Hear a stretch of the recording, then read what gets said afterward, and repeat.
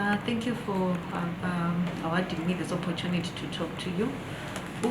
Dr. Fallala was our senior partner now after the death of Dr. Ndebele and Dr. Fallala. Dr. Ndebele. Dr. Ndebele and Dr. Ferguson passed away in 2019.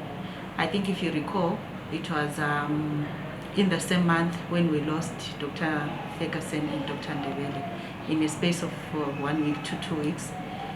We are really at a loss now because Dr. Fallala, we left with her for just only a year. Now that we lost her yesterday in a tragic accident, the 3rd of November. Dr. Fallala was now like a mother to all of us. She was the senior personnel here, solely running the practice on her own. She had so much passion for her work. She will come here every day. I think from the year 2015, she has never gone on leave. That shows so much passion about the place and the legacy after Dr. Ndebele and Dr. Ferguson. She really so much wanted this place to go back to its normalcy and make sure that the Bulawayo community gets all the services that she could offer. Just in this month of October, she was running a cancer awareness, and she captured a lot of women and some men that had some conditions, and she really assisted them. She has stood by almost all the staff members, each and every one of us. She was there for us as a mother. Dr. Fallala was a very principled someone. She did not want things that don't go haywire. She was straightforward. If you are dirty, she will tell you you are dirty. And I know she did not capture a lot of favor with a lot of people because of her straightforwardness. And she didn't want things that are not in line with her principles. She's a woman of integrity. She really stood her ground. If she doesn't want something, she'll tell you no, if it's a no. If it's a yes, she will say yes. She was not compromising. Also, I understand she participated in the liberation struggle, and the training was part of the works that the revolutionary parties were doing to incapacitate those who come back and work in Zimbabwe. Yes, she was trained in Moscow, Russia. That's where she did a MD in medicine. Most of the details, I think Mam Dabengwa will be having more information on that because I'm also a young one, born in the early 70s. So she really contributed to the community. She will talk a lot about political things and the war and all, although she will not delve really into details. But she was so passionate about development in the country and all. She was really passionate. She has worked in many institutes.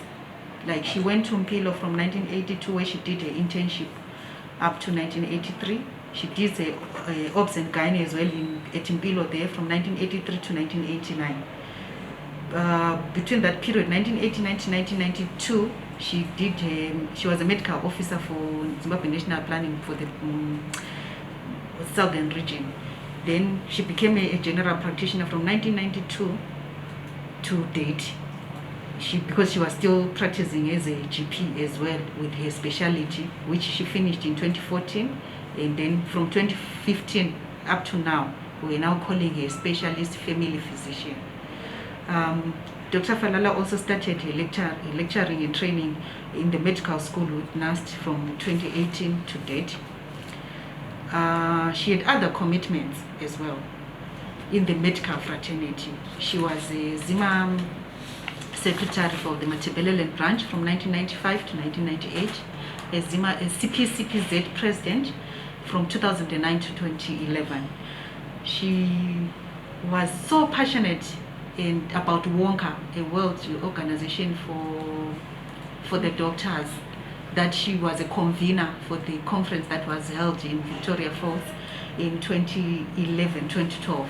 She has been an executive member for WONCA from 1992 to date, a member of CPCPZ from 1992 to date, ZIMA 1992 to date, She was a council chairperson of the audit committee from 2016 to date, as well as at Gwanda.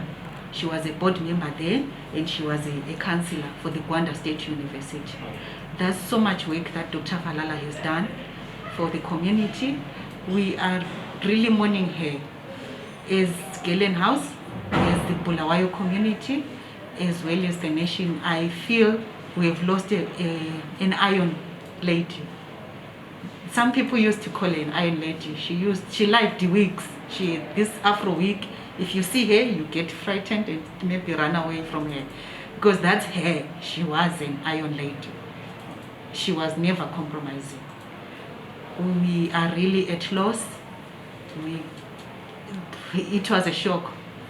We are passing our condolences to the family as Galen House and her daughter, who is possibly traveling back to Zimbabwe, that we are very sorry about the loss. We wish we could continue the legacy that we know she would have loved the legacy to continue after she took over from the other partners, Dr. Ferguson and Dr. Fallala. Thank you.